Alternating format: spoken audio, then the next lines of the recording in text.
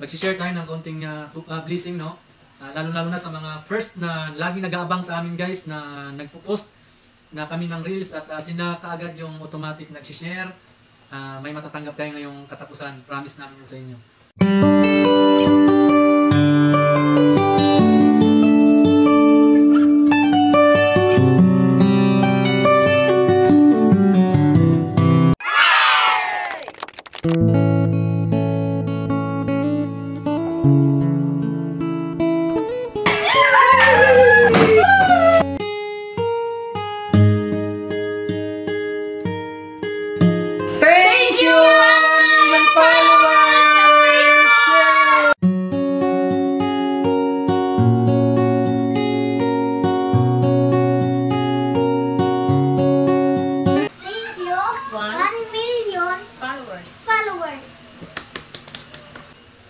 So ayun na nga guys, maraming nagtatanong sa amin kung ilang years na ba kami sa Facebook. Pakisagot, Daddy B.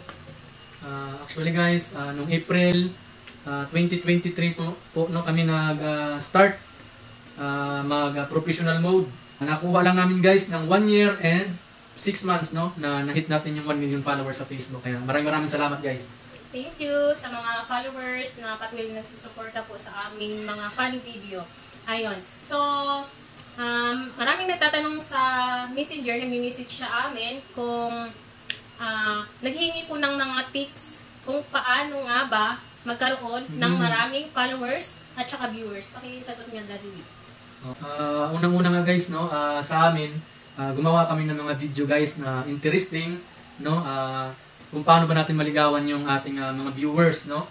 Kasi hindi naman natin sila guys pwedeng mahusgahan na i-follow tayo, nakadepende po yan no, sa mga nanonood. Kaya kung na-interesting sila sa yung video ay talagang ipa-follow kanila guys. So ayun nga guys, sabi ni Win Yanson na kailangan makakonect tayo sa ating mga viewers. Huwag natin kalimutan din na maglagay ng mga hashtag sa ating mga video na ina-upload katulad sa Reels, no, sa long form. Ayun, napakagandang payo yun sa isang content creator kung paano nga ba magkaroon ng maraming followers at saka viewers. So, napaka-importante din guys ang makikipag-engage. At saka kailangan yung mga content na gagawin mo ay, ayun nga sinabi ni Win na interesting dapat. Kasi kung hindi interesting, yun, mahirap nga makakuha ng followers at saka viewers. Yun talaga importante.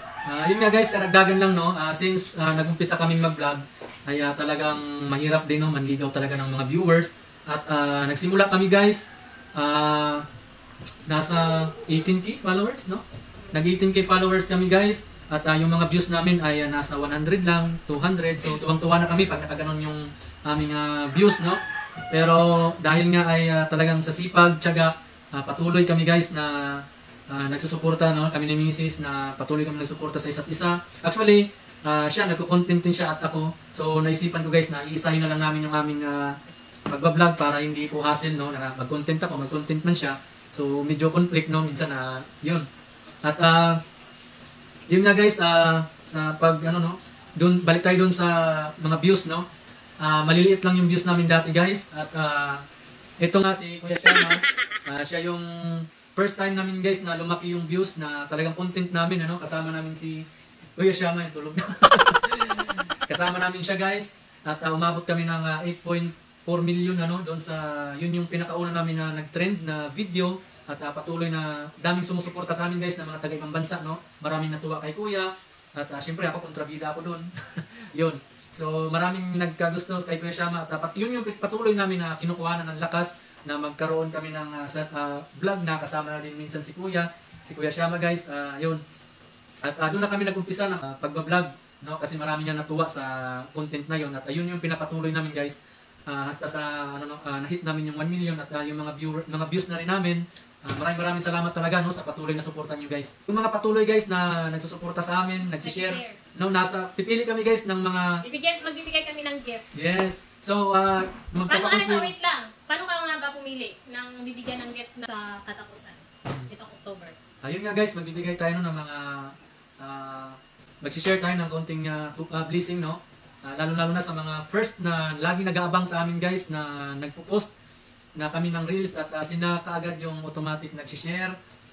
May matatanggap kayo ngayong katapusan. Promise namin yun sa inyo. Oh, 1 minute pa lang nag-share na. Nakikita Yes. namin yun. Sa akin naman, yung pipiliin ko, siyempre unang-una naka-follow, tapos laging nagre-react, nagko-comment, at Yes. saka nag-share.